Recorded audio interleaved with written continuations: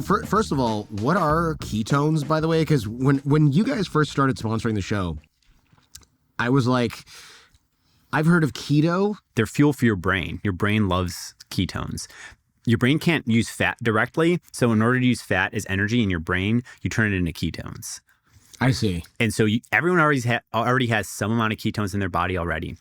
You can do things like the keto diet, ketogenic diet, where you eat low carbs and you force your body into this state where you're making a lot of ketones, ketogenesis, generating ketones. Oh, that's what ketogenic means, generating ketones. Yeah, okay. You're making ketones. And a lot of people like the way they feel when they're doing keto diet or an intermittent fast. They like the razor focus part of it. And that was the whole insight for me because I did a 7-day long fast.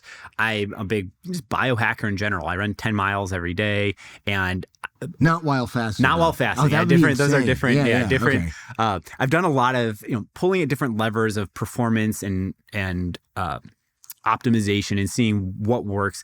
And I kept seeing ketones come up. That hey, if you're an athlete, you care a lot about your metabolism. Hey, if you're doing a keto diet, if you're doing intermittent fasting, your body's making a lot of ketones. What if you could just go and drink a shot of this? It's clearly this very effective molecule. It feels really good. Your body's making it anyway. People are willing to jump through all these hoops to get their ketones up.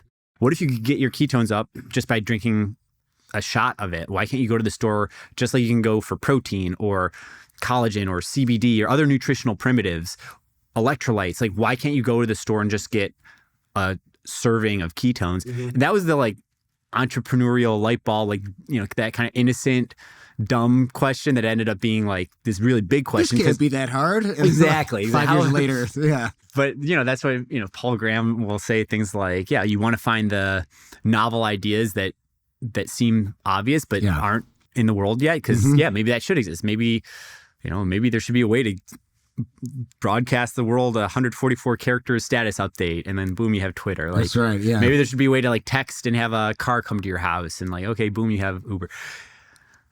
The first customer we got on this was the Department of Defense. I got a $6 million contract with the DoD in 2019 to R&D ketones as high performance energy. That was what sold me on this, by the way, because at first I was like, no supplements. Because I you're probably in the same boat as me. Whenever anybody's like, hey, this supplement does X, I'm always like, does it though? Does it? And it's usually this mint will help you lose weight. And it's like, no, it won't. I don't even have to read the thing. It's not doing that. And then it was well, we got this DoD contract for $6 million. And I was like, well, the government is not always the arbiter of this definitely works. But usually the DoD is not going to throw $6 million at something that's obvious bullshit. You would hope. They're trying to win. Right. It's mission critical. They're trying to achieve the mission parameters. Yeah. And it actually surprised a lot of people. You called it right. It surprised a lot of people. I'm not the guy that takes 30 supplements every day. I'm actually very picky on what I put into my body. So I'll have omega-3s. I'll have magnesium that helps a lot with sleep. I'll have protein and carbs around my workouts. I'll have ketones as well. So I keep actually a pretty limited set of if I'm going to altitude, I'll have more iron to help my blood make more oxygen. But I'm not, that's kind of it. I don't have this never ending list of 30 different, I take huperzine. But to me at a certain point, it's a long tail. It's diminishing returns. It's I care a lot about sleep. I care a lot about exercise, run my 10 miles every day. I care a lot about diet. Mm-hmm. And then what are the kind of short, the fat tail of supplements that have really good grounding behind them? I think people should eat more protein. I think omega-3s are really good. Yeah. I think magnesium, really important. There's a small set of, and I put ketones in there. And when I was even thinking about what company to go and start, I went to Stanford, studied engineering there. I came in very tops down on, okay, the human body is a system. What should exist that doesn't exist? What has the most science behind it? What would be the best lever to go and pull that doesn't already exist? So I wasn't I don't think I was put on this planet necessarily to do ketones. I came in as an engineer looking at the human body and saying, okay, what could exist that doesn't, electrolytes already got invented. Protein already got invented. Yeah. What's something that could exist that doesn't exist? And that's where I saw ketones was all right, this is something I would actually have every day. Let me go spend my entire life and pull together a team of dozens of people that jam on this all day, every day. Yeah. How do you make something like this? You said it's fermented. I assume that wasn't a joke. It's not a joke. Okay. Yeah. So your body makes ketones via metabolism. Okay. What we've figured out how to do, I mean, this is a very simplistic reduction of it, but we basically get bacteria to do metabolism to make the ketone in a cylinder, a metal cylinder Yes. somewhere. Yeah. Okay. in a giant vat. It's like similar to how you would make kombucha or something. Yeah. Like Yeah. you get, because it's made via metabolism already anyway in your body, you basically do the metabolism so that instead of you having to fast for 36 hours or do a ketogenic carb restricted diet for X amount of time to make your body metabolize ketones, we metabolize ketones in the giant vat so that you have Ketone-IQ, and then you drink it, and then your ketone levels go up in That's crazy. 15 minutes. So is this made in the United States? Am I allowed to ask where you make this? Because I don't know how can you just buy a food factory or space in a food factory and be like, make me this? That's certainly like in principle true. Yeah. That like if you have an idea of something you want to make, you can make it. It is made in the USA, and we if someone's an entrepreneur out there, like it's as easy as you said, but it's as simple as you said, but it took like several years to do Yeah, that. because how do you find someone who knows Yes. how to do that? Is that a food scientist? Whose job is that? Yeah. Okay. So there's a lot of different types of companies that you can make, right? If you want to make something easy, go make a popcorn company or No a kidding. chocolate company. Like No find kidding. basically, okay, if you're day one as an entrepreneur and you want to Right. start a food or beverage business, you can either be doing something that's very similar pattern to something that already exists in the market, and then there's going to be a lot of contract manufacturers that already make it. If you want to make soap, popcorn, whatever, something You that just white label some thing that exists that they're like, we got the formula. Yep. Oh, you want it to be more lavendery? Okay, fine. Blue label. Now this is Yep. your soap. The end. 100%. Yeah. And that's how most businesses get started. You have to pony up, $50K, or maybe it's $100K, or maybe it's $25K. You have to pony up like some amount of dollars to get Yeah. your first production run. That's the easy way to do it. I mean, what's hard about that way is that, okay, now you have a soap, and like there's a million kinds of soap, and it's a saturated market. You're not that different. How do you stand out? That presents its own set of challenges, but at least that was easy to manufacture. For Ketone-IQ is the other end of the spectrum, which was, okay, this has never been done before. If you're creating something that's never been done before, you have to start getting clever of going to people that make similar things. So who else is doing cutting edge biofermentation? Yeah. So is that like you find somebody who makes kombucha and you're like, you want to turn this up to 11, pal? Basically, Yeah. yeah. We went to this group in San Diego. They do cutting edge biofermentation. And we said, hey, like you make other similar stuff. What if we made this together? And so that extends across, I would say all types of hardware or, hard goods, like real life stuff that you're making, whether that's a, Amazon Kindle or a phone or a nutrition or supplement, that if you're trying to make something really cutting edge, probably no one's doing it already. And you have to go deeper into the stack. Yeah. Okay, what process would make this? Who's already running that process at scale? Can I convince them to make something like this? And then it's harder, but then what then becomes easier is that, okay, now you don't just have like a new flavor of popcorn and you're trying to like sell popcorn into a crowded market. It's like you have something that's very unique and differentiated. Yeah. Well, also, you're not going to get a competitor tomorrow because they're going to be like, oh, yeah, we're going to make our own ketones. Holy smokes, this is complicated. Yeah. No, thank you. Also, how do we find the people who are doing this? Exactly. It's good luck. And it's one of those things where every time I face a hard problem like that, I actually relish it because this is another wall between us and competitors. Totally. popping up. It's like if you're running a race and like you climb a really hard hill, it's like, well, that's one more hill that the next guy's got to cross. Yeah, it's almost like a moat around your business because if, like you said, if I want to, I can probably have my own brand of chocolate by the end of the day if I really just focus on that. Yes. I wouldn't have the product in my hand, but somebody be like, okay, you're going to get it in 2 weeks. Yeah. And have my face on the bar or whatever. No problem. This is like you got to find somebody who knows somebody who might be able to maybe figure out how to ferment this, and they're like, what we need is all this really expensive equipment, and you got to find a factory that already has that and rent that space or build it. It's like there's just too many complicated things in the way. So that is kind of a nice. Is it a luxury to have those moats around here? It's a win. I don't know if it's a luxury. Maybe it is. Yeah, I would say it's creating value. It's creating enterprise value for business to do hard things that are hard for other folks to follow, whether that's on your manufacturing, formulation, your brand building. Like as an entrepreneur, you're always thinking about ways to do hard problems that other people can't quickly replicate. So why did the military want this? Because of what it does in your brain? Because for me, I took it before a workout because Apollo Ono, our mutual friend, one of your advisors, I was like, hey, this company pitched me.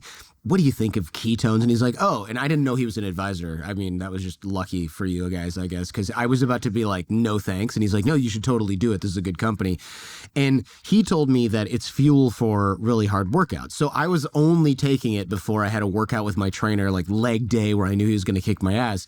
I didn't know it had anything to do with your brain.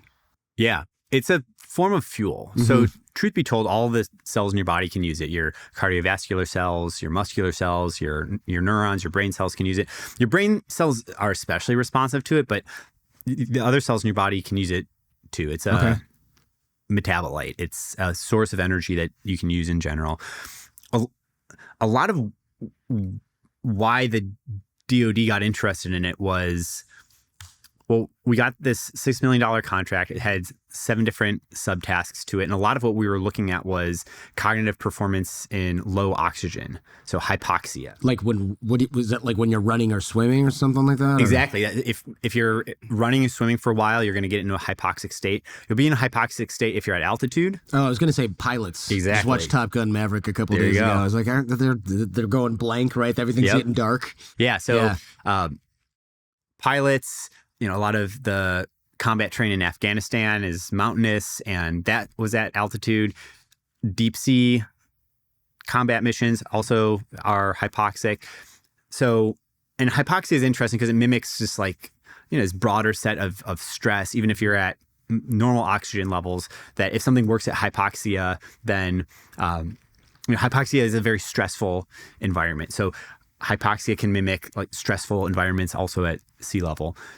So one of the main areas that we looked at was cognitive efficiency, basically like target accuracy after strenuous activities in hypoxia. So imagine you're rucking up an incline at altitude in low oxygen for 30 minutes, and then you're doing target practice. Like literally shooting at a target? Yeah. So you'd expect, right, some decrement in accuracy compared to T = 0. That like after tiring yourself out for half an hour on a hard ruck, that like you're not going to be as accurate.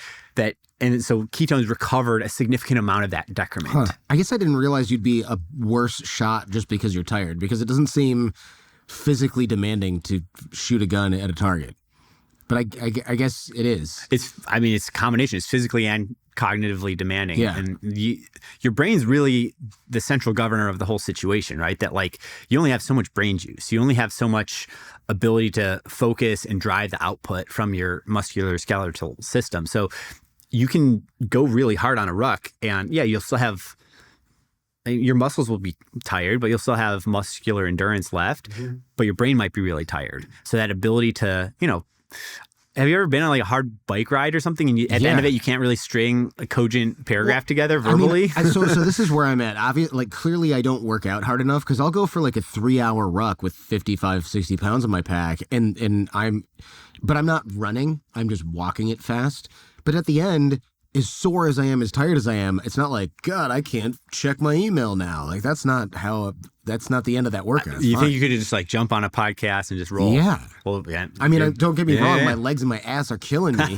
And I usually just want to like eat, I got to eat, I got to shower.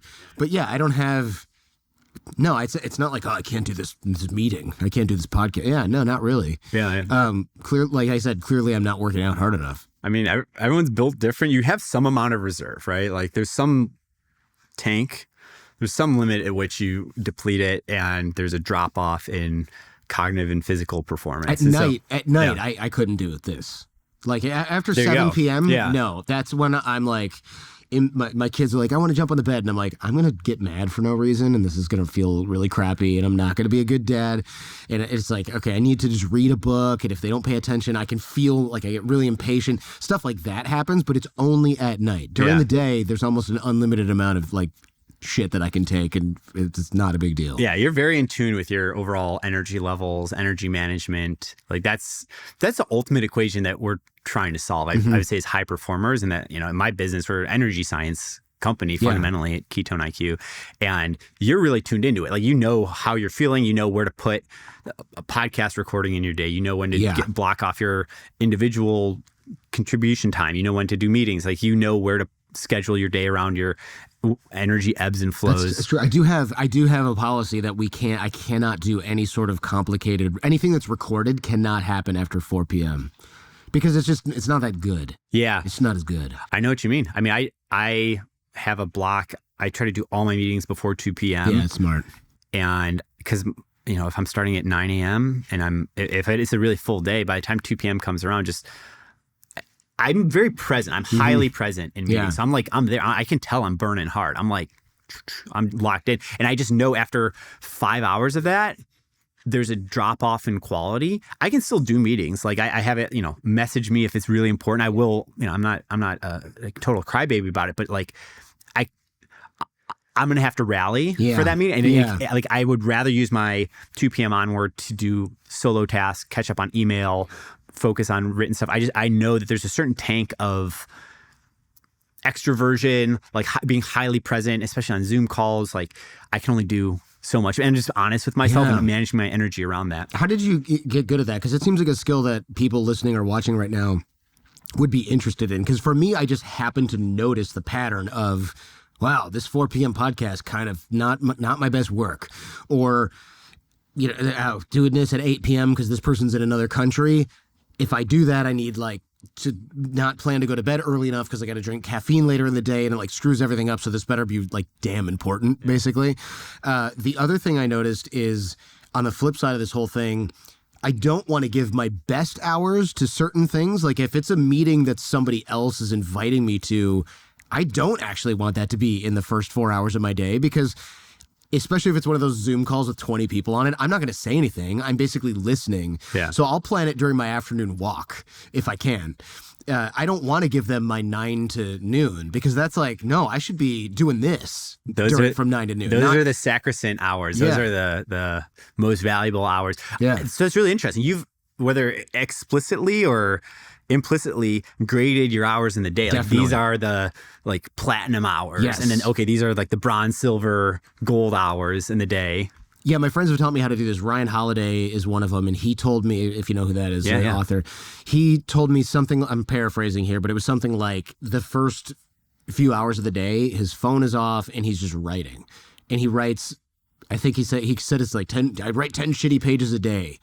And they're obviously not that shitty because he's sold like 14 best-selling books, but whatever, that's like his thing. And he doesn't have his phone interrupting him, and it's just like that's the thing he's got to get done that day, is like just write 10 pages. And I heard this from a few authors that have done just spectacular, super best-selling work, and they're like, no, you got to get this done when you're fresh, you're up, you're inspired, you're ready to go. Yes, maybe you get your kids ready for school first because you don't have much choice there if you want to see your kids in the morning. But what you can't do is be like, I'll do this later. And then you go to lunch, and then you do your workout. And then at the end of the day, you're just like, what was I going to do again? Yeah. Like you can't, because I don't know about you. I've got like 3 hours where I'm really money. And after that, it's like, B plus maybe. When you first start the day, you're very fresh. Yeah. You've basically been on a dopamine fast overnight. And you're able to, your subconscious has been chewing on stuff. One tip that a lot of people do that is like whatever big thing you're working on, is investor deck or big retailer push or whatever, book, is take a glance at it before you go to bed. Like load the problem into your brain so that your subconscious is chewing on it. And when you wake up in the morning and you have that holy time, the platinum time to really focus on it, you go back to that same problem, you have the benefit of fresh brain, you have the benefit of your subconscious has been marinating on it, and then you have the benefit of, okay, I'm really putting my platinum hours into this, so I'm going to get my 10 pages or what have you. I'm going to get my like just most valuable work chunk on this. I think it's a great, just what we just said is a great like starter kit to how to run your day. And I think people can, I would say most people feel that those platinum hours first thing in the day. Some people, their platinum hours are like, some people are true night hawks. They're like, their platinum hours are like 9 p.m. to midnight, and good for that. Bless them. I've got a couple friends like that, and I'm just like, I can't relate. I cannot relate at all. They're like, yeah, after the kids go to bed is when I do my best work. And I'm just like, I'm in bed before my kids and they're 3 and 5. I can't do it. I can't hang. After putting the kids to bed, like I can hear like both of my remaining brain cells like rattling against each other. Like I'm done. Yeah, exactly. You're like, I have enough energy to look at Reddit for 5 minutes. That's all I got. Now. Yeah. Maybe like a Duolingo session in there. That's just, but that's it. So how do you even get a $6 million contract from from the DoD? You don't fill out a web form on their site and then they call you back. I mean, there's something else going on here. It's really hard to replicate. It was a lot of right place, right time, and for instance, the DoD was interested in nutrition programs, which isn't a thing that's always going on. Like a lot of DoD funding goes to weapon systems, ammo, radar, planes, sure. And so the fact that there was pockets of capital available for nutrition and warfighter performance, that like. I don't control the universe. I don't control the DoD, sure. Way above my pay grade. So it was, serendipitous that was available. But within that, I mean, Andreessen Horowitz was one of our very first investors. They were our first institutional large check-in. They have some connectivity into DC and DoD pockets of capital. We've got some interesting advisors on the board of advisors, like Pete Pace, the chair of the Joint Chiefs. So you basically work your way in. If anyone's familiar with enterprise sales, like DoD is the enterprise sales of all enterprise sales. The $1 trillion Fortune 500 company kind of thing. Yeah. Like aren't they the Fortune 1? Like are they the largest? Yeah. It's like Saudi Aramco and the DoD is like the top of the food chain as far as organizations with capital. Yeah. Right. So crazy.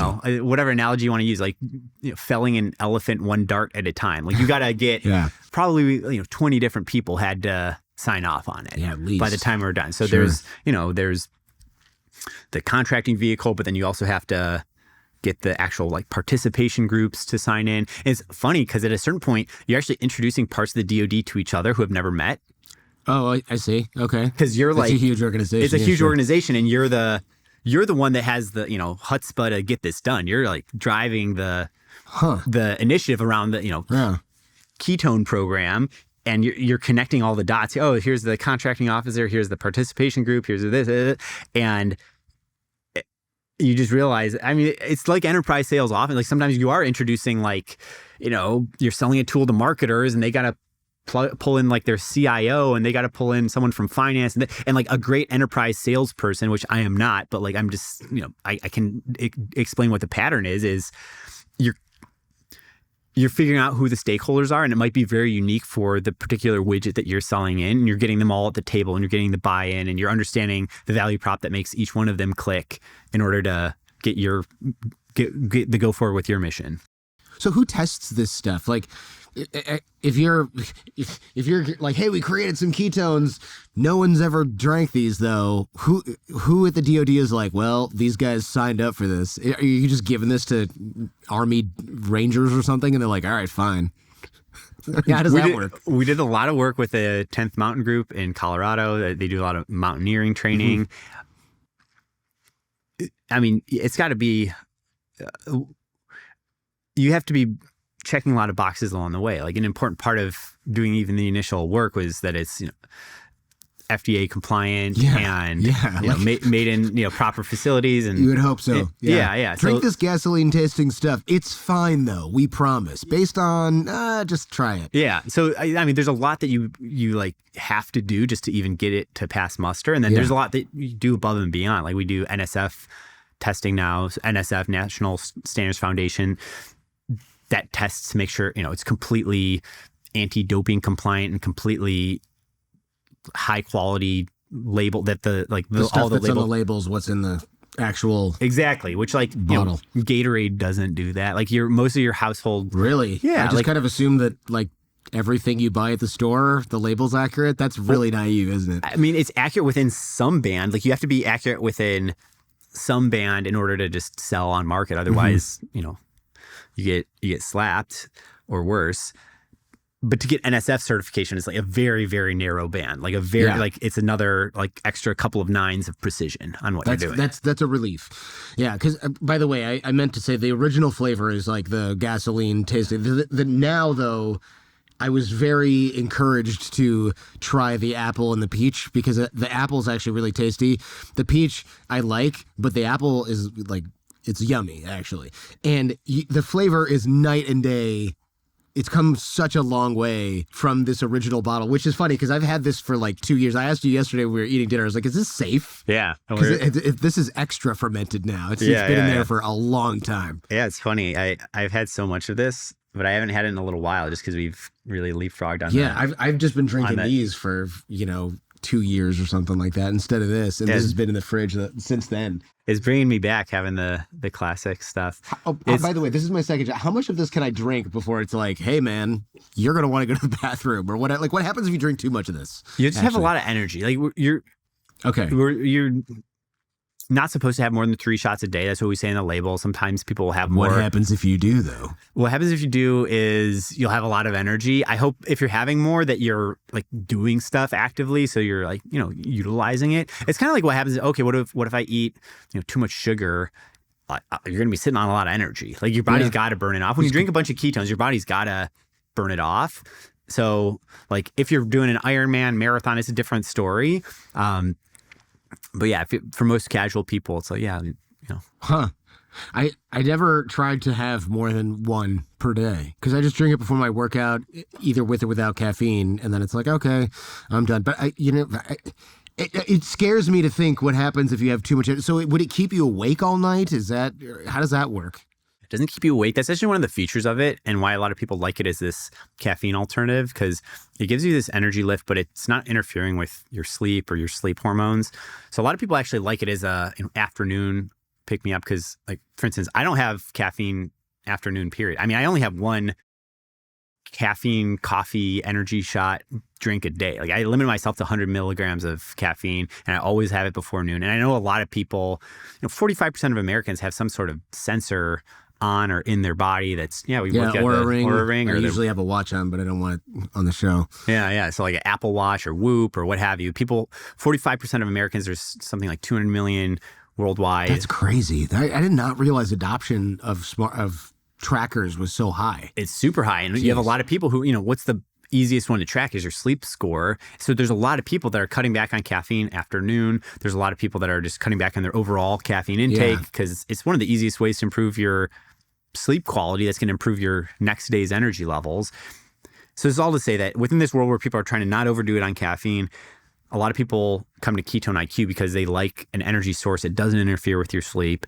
It doesn't interfere with your sleep hormones. It's just this nice like lift, but it's not a like this jittery, keep you up all night kind of thing. I guess what's confusing is how can you have a lot of energy but you aren't, your sleep's not affected if you have too much energy. That's hard to imagine, right? Because when I think too much energy, I do think like, oh crap, I've had a lot of coffee and my hands are shaking. Yeah, it's interesting. So ketones are considered an adaptive fuel, which is different from caffeine. Caffeine is a just strict upper. It's a stimulant. It blocks your adenosine, which is your sleep hormone. So if you have it at 10 a.m. or 10 p.m., caffeine is going to get you up. Ketones they're an adaptive energy. And you can think of this like water as an interesting analogy where if you're thirsty in the middle of the day, you might be kind of sluggish. You drink some water, you're going to feel better. If it's 10 p.m. and you're trying to sleep and you're dehydrated, you're going to be tossing and turning. You drink some water, you're going to have an easier time going to sleep. You can think of it as a multiplier on where you're at in your circadian rhythm. That's what I mean by adaptive energy, where if you're on an energy rise and all your dawn hormones are rising, it's early in the day, and you have ketones, it's going to help you with that. If it's sleep time and it's time for your body to do rest and recovery, which also takes energy, like let's not forget when you're sleeping, your brain's doing a ton of cleanup stuff, your body's recovering from physical activity of the day, that stuff all takes energy, and ketones can fuel that energy demand. So if you think about your circadian rhythm of the day, like energy, like peaks and valleys, that adaptive fuel means that ketones are helping to improve where you're at in the day. When do you multiplying usually, on what your circadian rhythm is at. When do you usually drink it? I mean, I like I said, I do mine in the morning before I work out, but I hadn't thought about it. I know I was listening to some other interviews you did, and people were saying like, oh, you can drink it before you go to bed. And it's like, why would you do that? The easiest, keep it simple, Sally, is like have it during that most important moment of the day. Have it during your platinum work hours, or have it right before you're working out, or have it in the afternoon as a nice pick-me-up. That's the easiest way to think about it. We do a lot of work with pro tour teams. Like we were a big partner with Team Visma Lisa Bike. They won 2 out of the last 3 Tours de France. I see. Cycling. Okay. Cycling. So, the Tour de France is crazy. You're biking, it's a 3-week, it's 23 days and you're biking 21 days. There's 2 rest days and you're biking 100 plus miles a day at altitude up the freaking Alps against the other most elite It sounds riders. Terrible. I don't know why people do this to themselves. Seriously. Why? The Tour de France is hardcore, man. And those guys, they're drinking it all throughout the day because of what we're talking about. It helps with performance. It also helps with recovery. It was actually a study where they basically mimicked those conditions. They had riders drinking ketones over 3 weeks of hard training and seeing that and that was, several times, 3 times a day, including right before sleep. And they showed that at the end of 3 weeks that the riders that were having ketones had a 15% higher power output. And so that goes to That's a huge increase. It's huge. And that goes to the point, and they're having it before bedtime too. So not only is it not interfering with their sleep, but it's helping their body with those energy demands of repair and recovery that you're going through when you're sleeping. So this is more advanced, right? Again, like for like simple use cases, like have it first thing in the day, have it with your coffee, have it, when you want to jam. The more advanced use cases, if you're training for something, then you'll have it all throughout your day. You'll stack it with your protein recovery shake. You'll have it throughout your day to improve your overall. So if let's say that I work out every day, do it a little bit before the workout, a little bit after, and then a little bit at night, then maybe, because that's when your body's actually building muscles, when you're in deep sleep. Right? Yeah, if you're really gunning, if you're really training for something, 6 days a week. I mean, I train 6 days a week. Training for something. I mean, I'm training so I don't die at age 65. that's what I'm training for. Yeah, we were talking about that at dinner last night. Yeah, I would say if you're at the spot where you're you can feel when you're going to bed and you just feel like that overtraining, that soreness that makes you. I get so sore or so tired that I can't sleep. Yeah. Does that make sense? Yeah. So I would say to have some melatonin, have some ketones. Yeah, I do. You said it, but magnesium. Sorry, I meant to say magnesium. Yeah. I usually don't mess with melatonin because I heard that you can. I misspoke there. I actually am not the biggest proponent of melatonin because it can have a negative feedback loop in your body's own creation of melatonin. Yes, that's what I was. Yeah. I meant to say magnesium. That magnesium is an electrolyte that you often dehydrate. You often lose through sweat when you're exercising. And so if you're training a lot, you often are magnesium depleted, and magnesium helps a lot with muscle repair, with recovery, with kind of like sleeplessness. If everyone feels sleeplessness, the first thing I always say is try some magnesium. I get so sore sometimes, especially it's like, oh, it's a new exercise. I'm going to try this type of squat, or I'm going to do this different kind of bench press. And you're just the same day, you're so sore that you're like, oh, I'm actually having trouble getting to sleep because my body is so achy or so over. On ruck days, it'll be like, ooh, but the 10 miles I should have stopped at 8 miles, like that kind of stuff. And you just feel like I'm not going to sleep that well tonight. So I'm wondering if this actually helps with that kind of thing. I should test that now that we all have our sensors hooked up all the time. I'm going to see if I get more deep sleep or something with this. Would that help? That would help. That would be it's interesting. really cool that we live in this world where you can test it. It's a really exciting time in, I would say, overall nutrition, where a decade ago it was, trust me, bro, it was like, hey, check out my acai berry, this, that. It's like very unclear what moves the needle. Yeah. Get the Thigh Master. Exactly. Whereas now, if you drink ketones, you can see, oh, okay, like this is having a stabilizing effect on my blood glucose if you're wearing a blood glucose monitor. Oh, I did that for a while. That was interesting. Have you ever worn one of those? Yeah, levels. All my friends with diabetes were like, why are you doing this? We hate these things. They're annoying. And you're slapping one on your tricep. This was NutriSense is what it was called. It was like this little, what are they called? CGM, continuous glucose monitor. It hooks up to an app. And I would eat sushi or something and it would just be like, boom, red zone. And what was really weird is my wife and I would eat the exact same thing at the exact same time. She'd be fine. She'd go like this. And mine would go into the red. Yeah. And the coaching that they had in the app, they were like, you need to eat more protein because I don't know what it is, but you're just way more sensitive to rice, for example. Which is funny because my wife's Asian. I'm like, how are you not?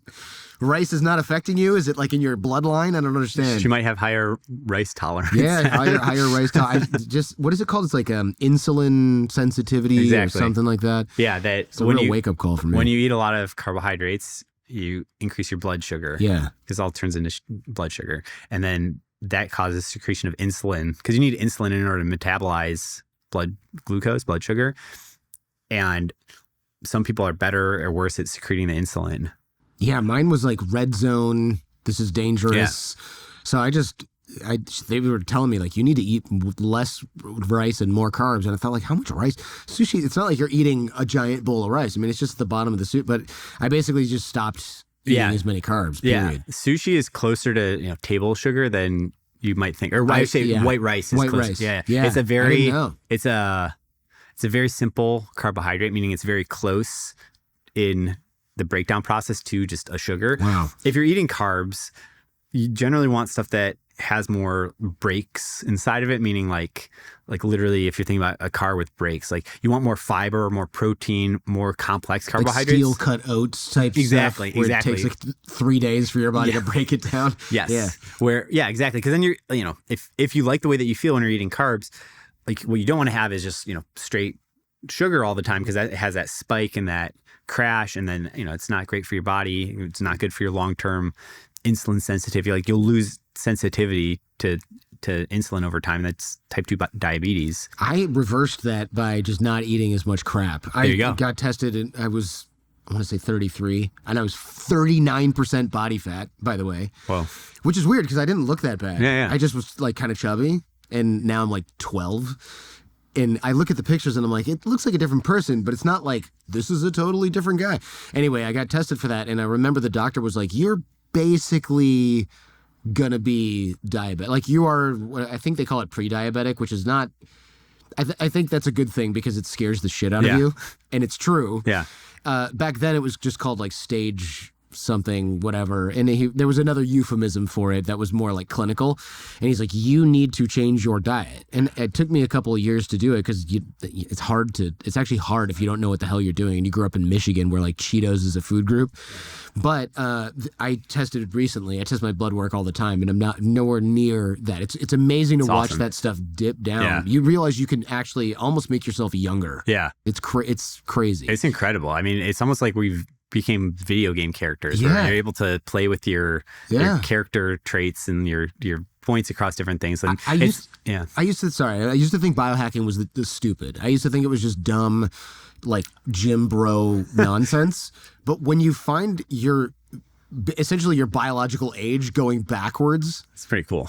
It's pretty cool to say the least, because barring me getting hit by a garbage truck, I'm going to live longer theoretically than I would have if I'd been in the same shape I was when I was 33. I think biohacking is one of those things where like anyone who's more into it than you, like you consider like neurotic, crazy person, and anyone who's less into it than you is like a lazy slob. Yes. It's like wherever you're at, it's true. But I would say like as a culture, we've come so far, right? Yeah. 10 years ago. That's funny. 10, 15 years ago, if you said, hey, I have a friend who counts their footsteps, I'd be like, is your friend Rain Man? Your friend has mental illness, yeah. Yeah, whereas now, like, everyone's got some doodad on their wrist that's telling them their footsteps per day. You have to like turn it off if you don't want it, Exactly, and I see people bragging on Twitter about how like, oh, January, I got 15K steps a day. It's like, now it's like, not only is it normalized, but it's like a flex. It's a status symbol. Healthy is the new wealthy. It's like people bragging about their biomarkers. And so I would say the window of what's considered like what used to be considered like hardcore biohacking, you're on the spectrum,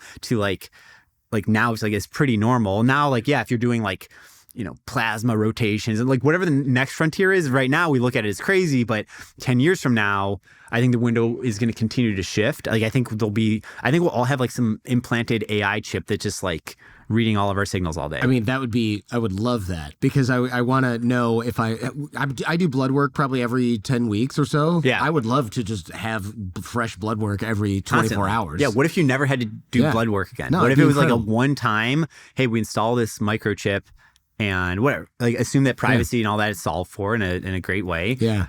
And that you feel really comfortable with, and you never have to do blood work again. Yeah. You just always know your LDL levels. You always know your you always know your testosterone levels. Always know your cortisol levels. Like, sign me up. I would be running so many experiments on myself right now. Like, I had high SHBG, sex hormone binding globulin, hard to say. I don't know why. Probably from like crappy sleep or like stress. There's a million potential causes, but you can't really figure it out, because you could only change one thing every 10 weeks Yeah. and like hope that does something and that there wasn't a confounding variable the night before. Yeah. And so it's like, I'll take boron. And then it's like, oh, it went down this much. Maybe because of the boron, maybe not. And it's like, well, have you been getting better sleep? I'm not going to purposely not get good sleep just to see if the boron worked, right? Like there's no, so all these little experiments are really tough to run.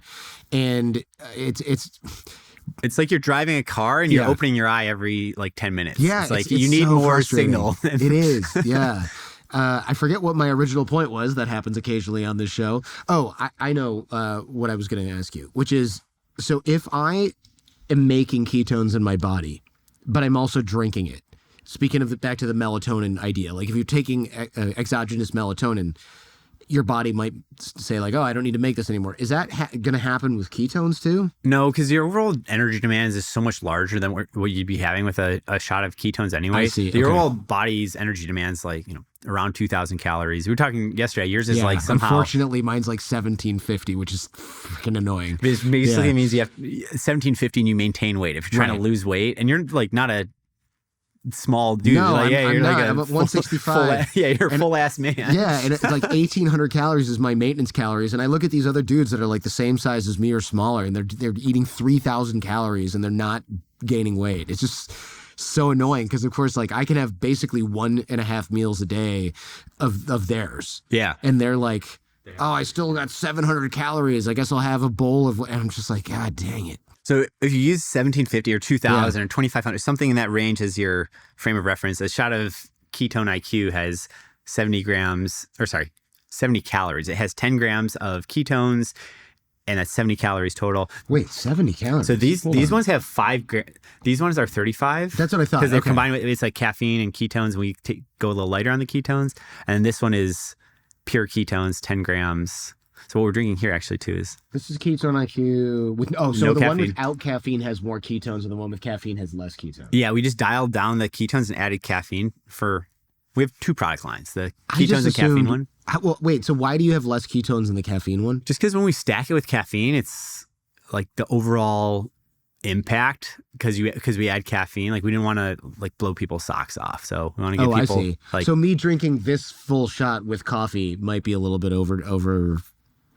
Some people like it. It depends on Maybe. like what you're, what you're into. Some people like a lot of ketones. Some people, We just like from a product, we did a ton of market research and said, hey, like people either like just like a straight 10-gram shot of ketones, or if we add caffeine to it, dial back on the ketones. So then this one has 100 milligrams of caffeine and 5 grams of ketones, and that like the overall impression of those two actives together has the right feel to it. But everyone's different. Is it like some people like having 2 shots, or sometimes people have one and this one. Like everyone's different. It's like your wife in the sushi rice. Yeah. It's like everyone's different. Caffeine. The thing with caffeine is I'm always like, oh, I don't want to have it every day because then I'm going to have a tolerance built up, and then you get headaches when you don't get it. That's always the worst. You ever have that? It's like, you just think of how you feel like a loser when you're getting a caffeine headache because you're like, how did I paint myself into this corner where I'm dependent on a substance to function? Like I'm an idiot. Yeah. So can that happen with ketones, with like tolerance building or something like that? Or ketones really don't have this tolerance building effect because it's a macronutrient. It's like protein. It's like protein or carbohydrates. So your body's always burning through energy one way or another. Like you're burning through your 1,750 or your 2,000 a day. And ketones, if you have them in a shot, it's still a tiny fraction of your body's overall energy demand. So your body's going to keep like demanding energy. Your body's going to keep making ketones when you need it. It doesn't. What it does do is it increases the enzymes that you have available to metabolize ketones. So it actually helps you to be better at, even when you're not drinking ketones, it helps your body to be better at ketone metabolism in general. Interesting. So ketones are made where in my body? They're made in your liver. Okay. Yeah. So is my liver's not fermenting things. You ferment this, but my liver doesn't ferment things. Right. This sounds really stupid now that I'm asking it, but I'm just curious.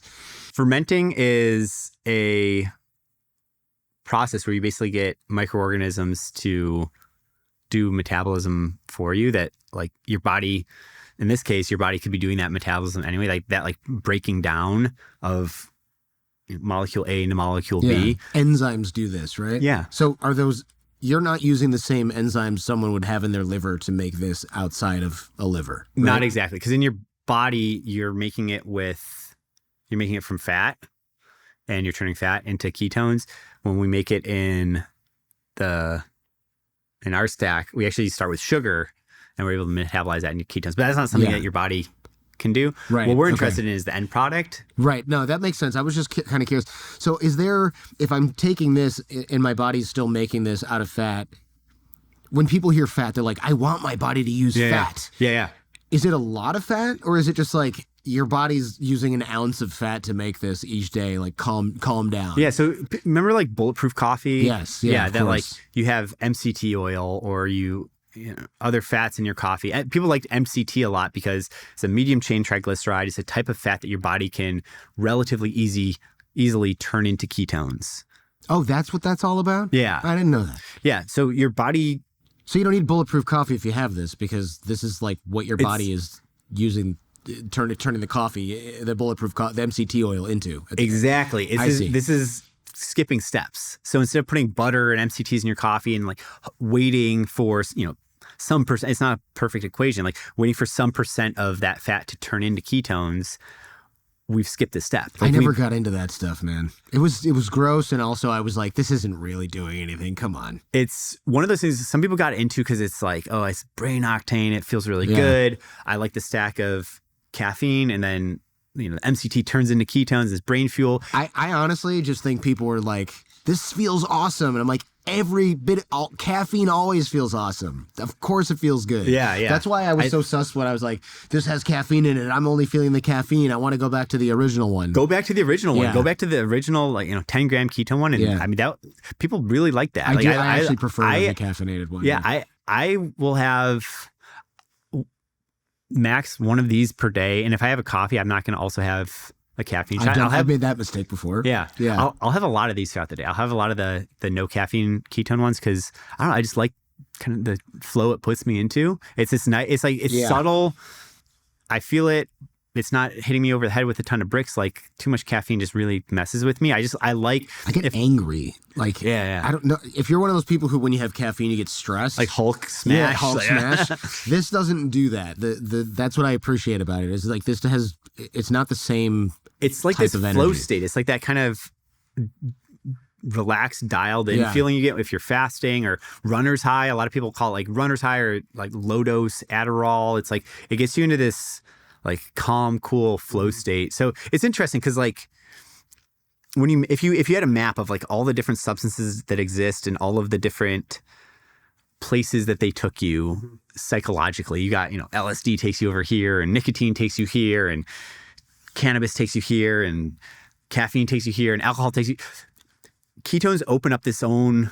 It's a different path, yeah. It's like maybe adjacent to a caffeine or a nicotine, where it's like it's driving alertness. It's not making you feel loopy like right. You're not going to hallucinate. It's not over with like the LSD and the psilocybin and the ayahuasca like cannabis area. Like I would put it more towards like a focus agent, but it's different. It's like the way that maybe nicotine is different from caffeine. Like ketones it's like they're cousins, but I would put them in the same sector of the map, but like different states. Here's a question for you. And this is the good time to be like, this is not medical advice. We're not doctors. Consult your doctor. Do not implement things you hear on the show before consulting your doctor. You know how when you do a psychedelic, have you ever done medicine work or anything like that?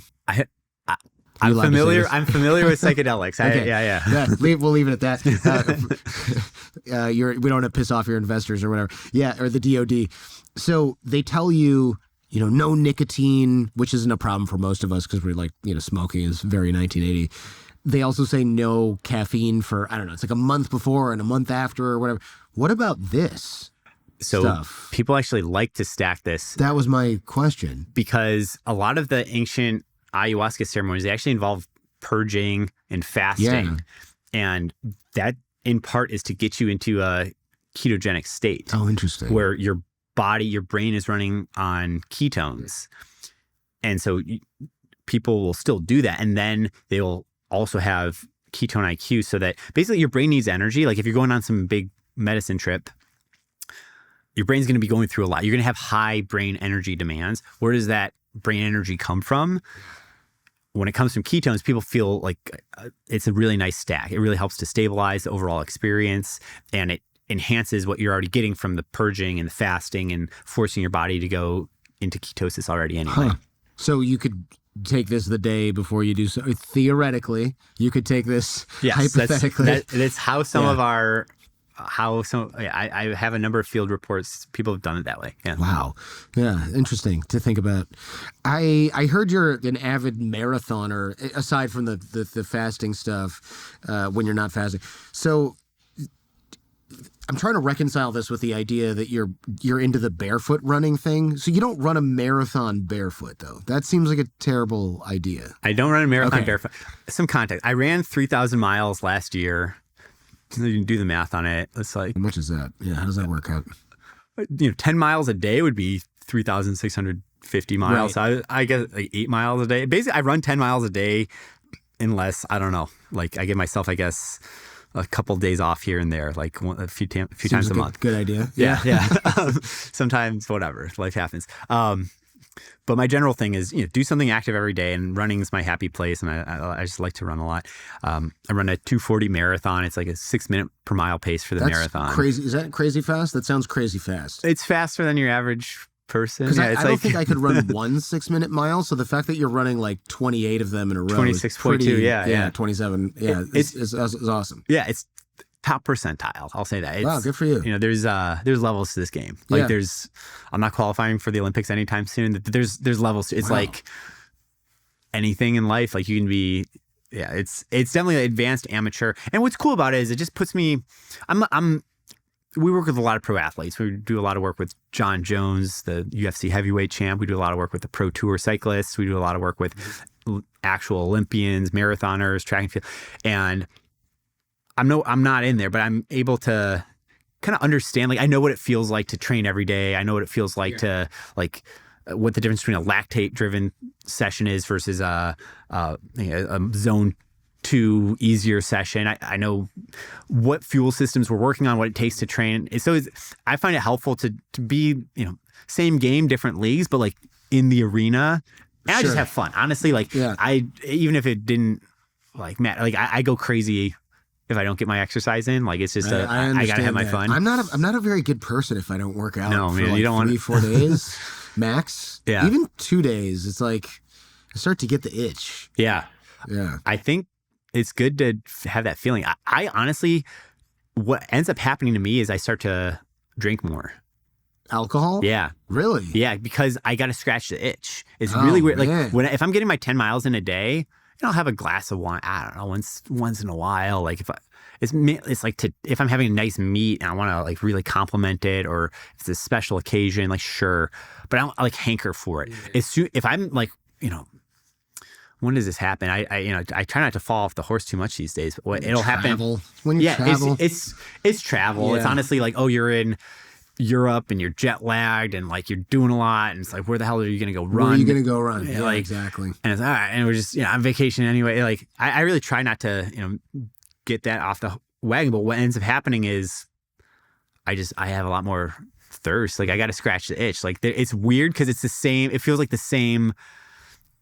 Like system, like those receptors that are craving for a nice drink are just not flipped on when I'm getting enough exercise. Yeah, that's interesting. That is interesting. I also find it was like back when I started working out, if I didn't work out, I would eat junk food. Yeah. But when I worked out, I didn't want it. You didn't want it. It's so interesting. Yeah, your body's just like, what are you doing? Yeah. I'm not gonna put that in there. Yeah. So that's the biggest thing when people are like, how do I lose weight? How do I quit smoking? It's like, it's really hard to like stare at the thing and not do the thing. Right. You have to affirmatively add something new into your life. Yeah. And if you affirmatively add working out in your life, I think a lot of people have a lot easier time putting down the thing that they're not. For sure. Because you can't just like minus something out of your life and then. Right. But if you start swimming, you're not going to get out of the pool and go, I want a piping hot cigarette right now. Yeah, exactly. It's going to be like the most disgusting thing that you could possibly put in your body at that point. And knowing that, I'm going to go swim again tomorrow. And like, I don't want to be wheezing and feeling gross. I don't want to be hungover. Like, I don't want to be all that stuff. So I think a good one is like, I think got to be very careful. It's always my question for my own self, first of all. gotta lead yourself first. And then, you know, for my family or for friends is like when people say, oh, I'm gonna stop spending time on social media, or I'm gonna stop drinking, it's like, what are you gonna start doing? Yeah, what do you replace that, scratch that itch with something else? Because I gotta like, that's how I believe that you're actually gonna affect your change. If you're just gonna stop that, it's like, what are you gonna do? Like, just stare at your phone right over there and not go on it. Like, yeah, don't reinstall that app, man. Like you got to commit. Okay, I'm going to read 10 pages a day, or I'm going to write or a journal, or I'm going to do, you know, I'm going to do something that when I get that itch, it's like, oh, flip, like, oh, and I got like, I'm going to go to smoke the cigarette. Oh no, I swam today. I'm going to bike ride tomorrow. That's not going to feel very fun if I'm all wheezy. Like you got to like flip. Exactly. Yeah, you got to set up the system so that it punishes you for the bad habit. Yep. Do you think that ketones, I mean, we were talking about this last night at dinner, Gatorade in 1965, 1970, it was like, why would I drink salty, sweet liquid? This is weird. And that's the same thought I had when I was like, why would I drink this fermented thing with that in the morning? It's just, are we kind of in that same spot where it's like electrolytes? It's what, you know, now it's like, it's what plants crave, right? Ketones is the next, is that the next Gatorade? Is that kind of what we're looking at? Completely. That same introduction of something new, Pandora's box opened up once Gatorade launched, and you had this normalization of electrolytes. It took decades of, hey, your body burns, your body goes through more than just water. When you're exercising, you're secreting more than just pure H2O. And so you got to replace those other things. And it's so obvious once it's out there and the science is established and you have, you know, billions of people that have subjectively experienced that feeling. And so now it's completely normal. It's normalized. Same with protein powder. Same with, the same thing is happening with ketones, where it's just becoming a normal, like, when I go and work out, I want to have this form of fuel available. And so I see us as positioned on like pretty early on the growth curve. Like you had ketones or electrolytes in the very early days. I mean, it tasted crazy. One of my favorite books is First and Thirst. It's this guy, Darren Ravel, sports commentator. A lot of people might know. He wrote a book called First and Thirst. It's about the Gatorade store. In the very early days, the stuff tasted crazy. Like they hadn't figured it out yet. It was. I remember some of even the 90s flavors were just like salty orange juice. Yeah. It was gross. Yeah. It took them a while to dial it in. You know, I think businesses move a lot faster these days, so we should be able to do what Gatorade did in 30 years in like 10 years or 5 years. Just, you know, we have a lot of. Well, there's more resources now, right? I mean, I don't know anything about how business was done back then, but I would imagine finding food scientists in places to manufacture beverages and stuff. You're sending faxes. Yeah. If not actual paper letters for the 70s and stuff, and you're just trying to, you've got to fly people in, or like they're inventing the category of food science at this point. Yeah. Right. And flavors and colors, like that's all just new. Yeah. So we have a lot on our side, but fundamentally it's Pandora's box is open. And now there's something called ketones. And that's a lot about how I think about being an entrepreneur. You want to find ideas whose time has come. Like if Steve Jobs hadn't made the iPhone, smartphones still would have happened. They were still Nokia would have gotten there eventually. Yeah. Like BlackBerry would have, you know, figured something out. Like that's right. you had other brands that were like developing that type of stuff. You want to find ideas whose time has come, and then as an entrepreneur, you want to, you know, create and capture as much possible value around it. But you don't want to be in a spot as an entrepreneur where you're like kind of trying to force a wave to happen in the ocean. Like you want to find the cool big wave and surf it, but you don't want to be in a spot where you're like making the wave happen. So it's a mix, right? Because like, you know, as an industry leader creating a new category, you do want to, you know, help build the wave and help make it happen, be a good steward for this new thing happening. But what I would say is the proliferation of sensors and people's mindfulness for metabolic health and things like fasting and the keto diet, and as people get more mindful of exercise, that the ketones come up more and more again, and the capacity to be able to like make and ferment ketones is there, and it's just the time has come now. And so we're at where electrolytes were at in 1965, 1970. And we're building, and I'm super bullish on it. Like a lot of, you know, different friends who have different supplements companies, a lot of times, you know, they'll have 10, 20 different products. They got the magnesium, they got the omega-3, they got the this and that. we're the complete opposite playbook. The only product we have is Ketone-IQ. We're going to sell $1 billion of Ketone-IQ. Like that's the mission. The with caffeine and the without. That's it, right? That's it. It's just like what other things can stack with ketones in an interesting synergistic way. Like ketones and caffeine, very interesting.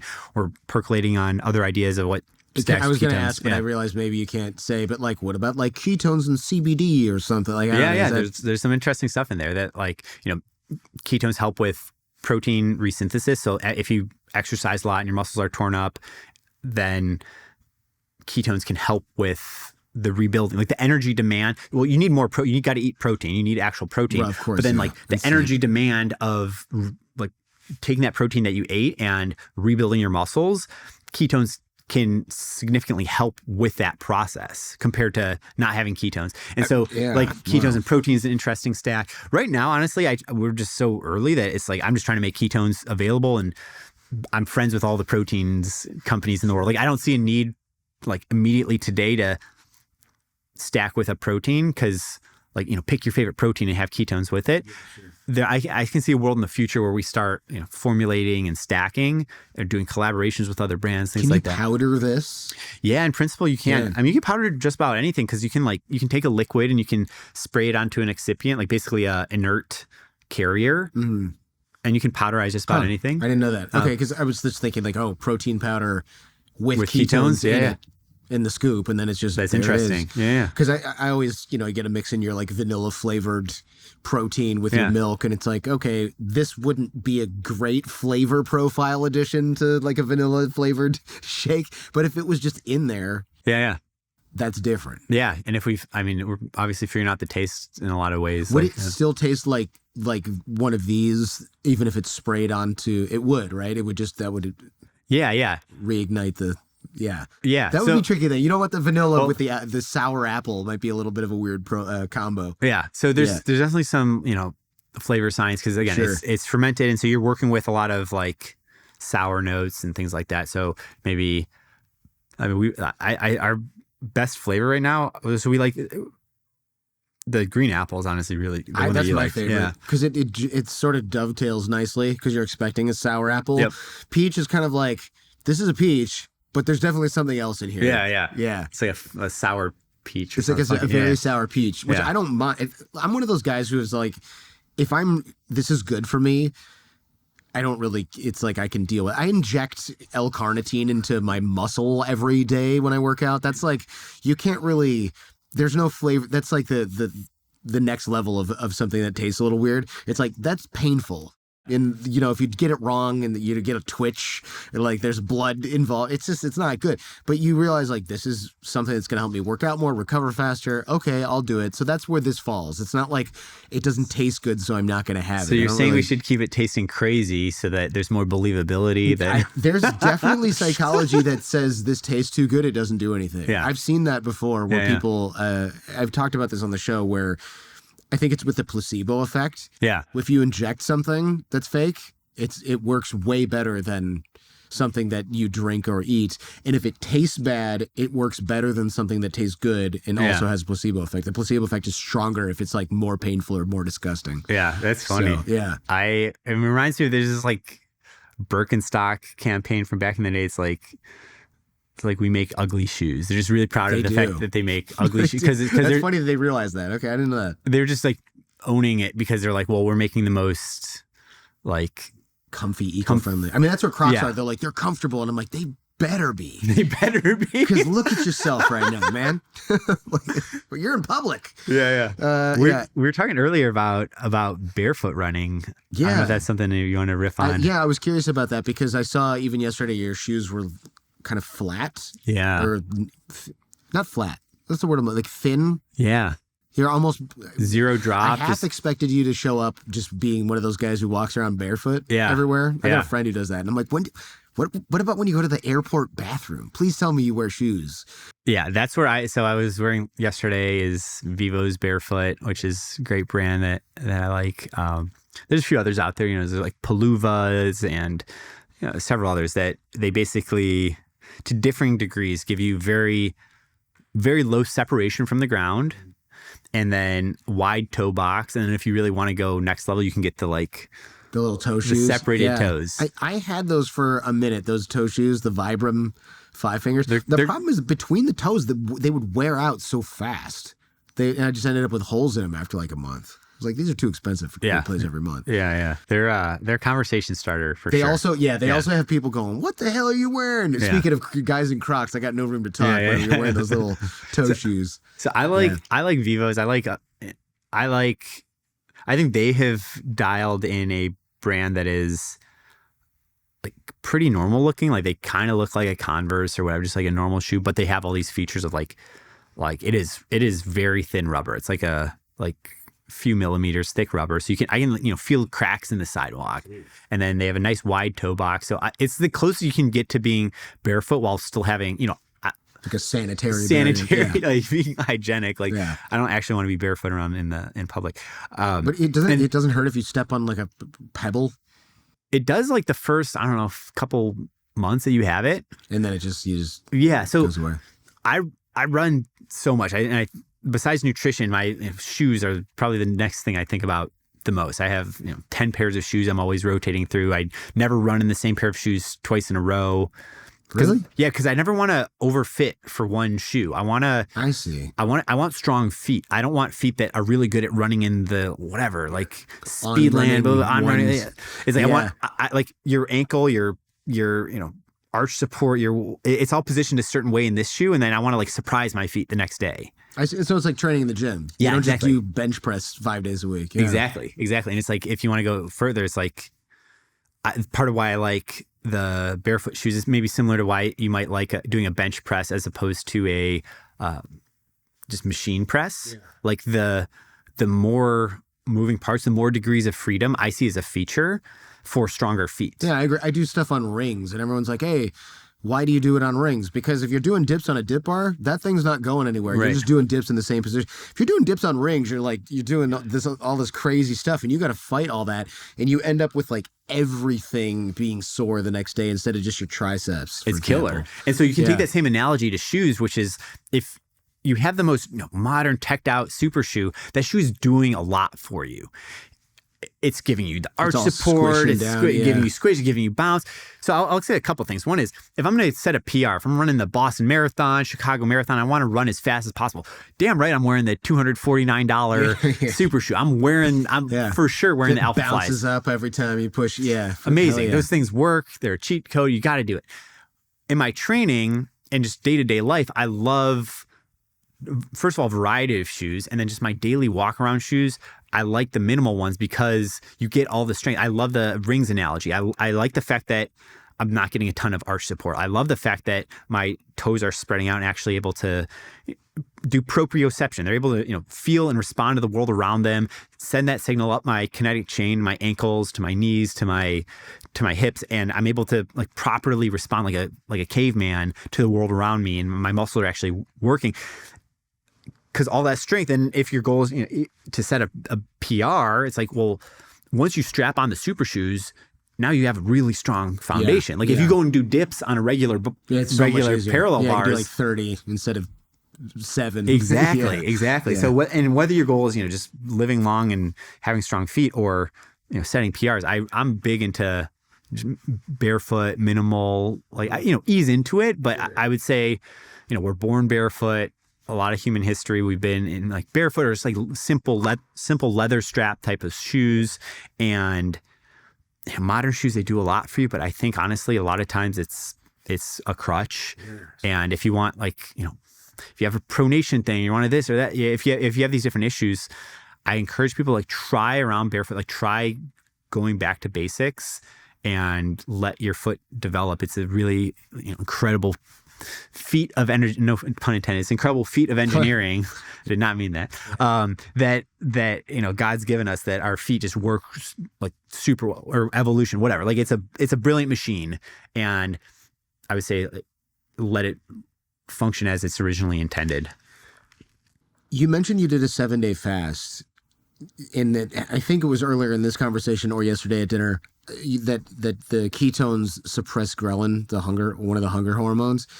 when I was dieting, I dieted for the long stretch was 10 months, which sounds insane now that I say it out loud, but I dieted for 10 months and I lost like 40 pounds of fat and I gained something like 10 pounds of muscle just during that particular 10-month thing. And then I've done dieting since then for other reasons and shorter lengths of time. But this stuff really, it's almost like a little bit of a superpower because hunger's your enemy on a diet, obviously.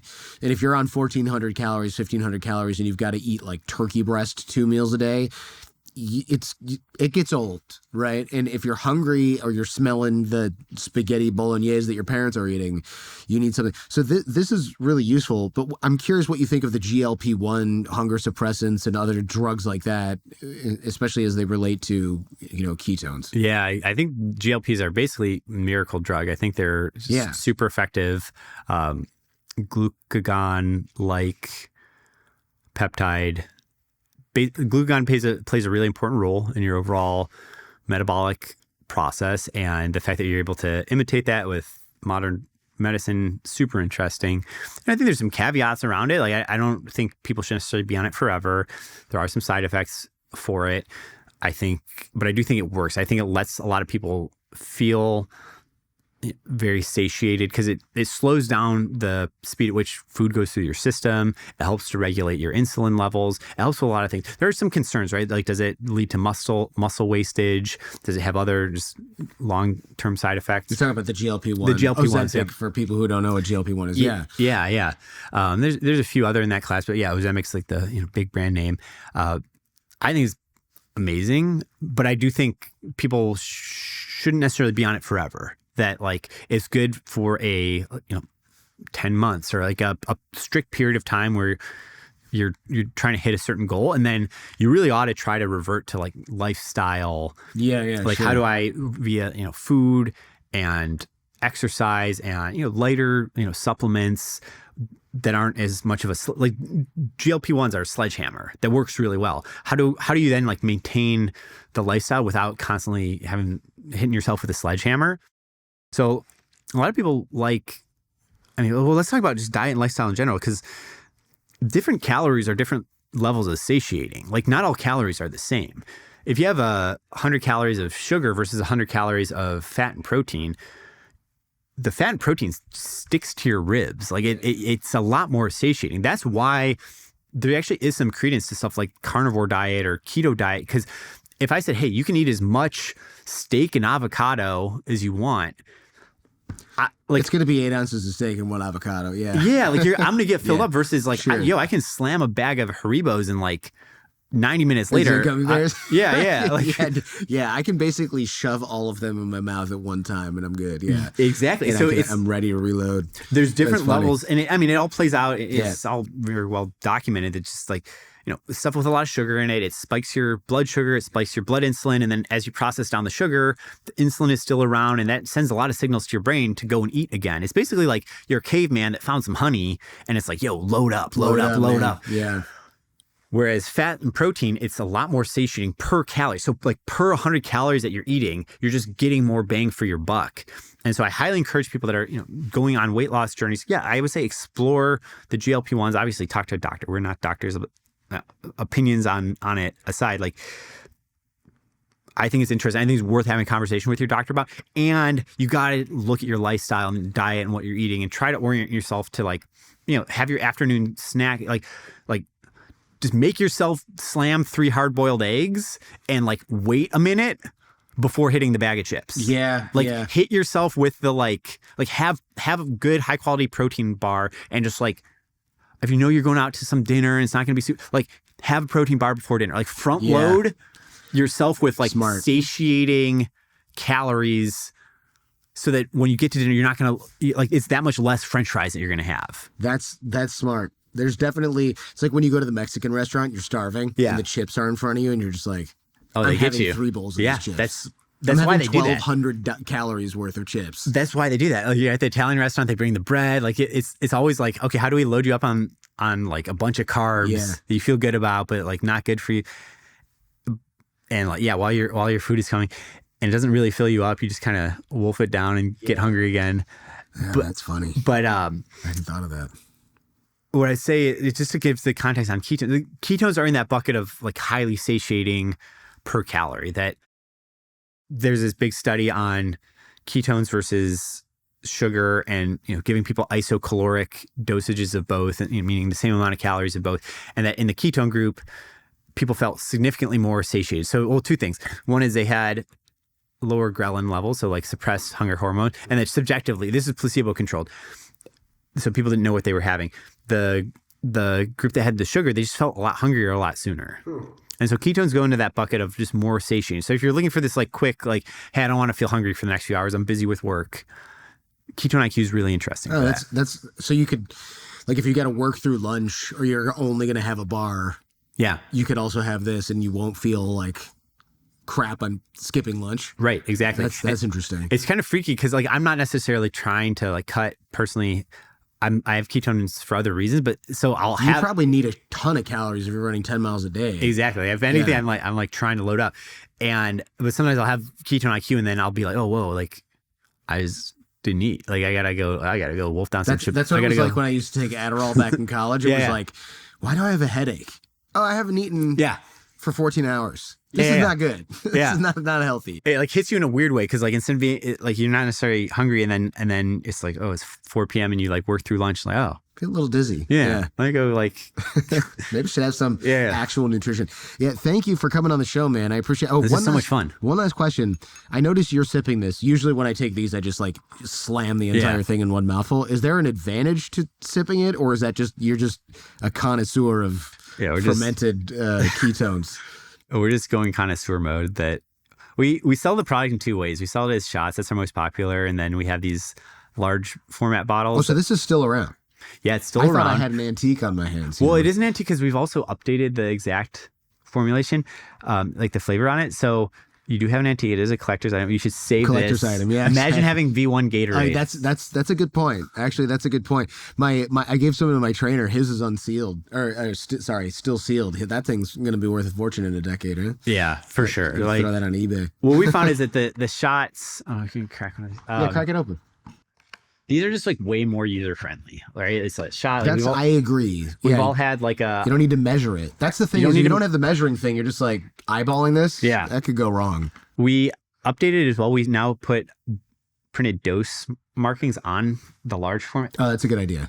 Notwithstanding, like a shot is just super easy. We've all had a Vive or 5 Hour Energy or some like we've had a shot at some point in our life. You just knock it back. You get the dosage. It's a lot more easy. Just hand to someone, keep in your pocket, what have you. What happens is, people want to have more. They want to have it regularly, and they want, for us, it's like, how do we save the user money? Like, how do we make a multi-serve where it's one bottle that has 10 servings? So this is for, I would say, more prosumer. It's like, if it's 10 servings in it, it's cheaper on a per gram basis. Less plastic, if you care about that, which I do. I always feel a little bit like a POS throwing away a plastic single-use bottle. Exactly. So that's why I had the multi-serve and then like glasses where you can more measure it out. So this ends up being like the kind of intro into it, and then people will have the graduate to the multi-serve.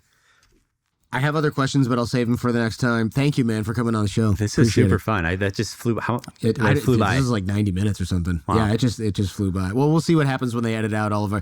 My producer's going to be like, "Hey, man, nobody cares about your whatever thing, Jordan," and they're going to snip it out. So we'll see what the final product looks like. But yeah, it flew by. That's a good sign. Yeah, that's fun. Thank you so much for watching. If you like this conversation, you will love our episode with Professor Dave. We talk about the science behind organic products. Are they really better for you, or is it just marketing designed to steal your money? You can click the box that's on screen right now to go there and start learning how to make better decisions for your health today.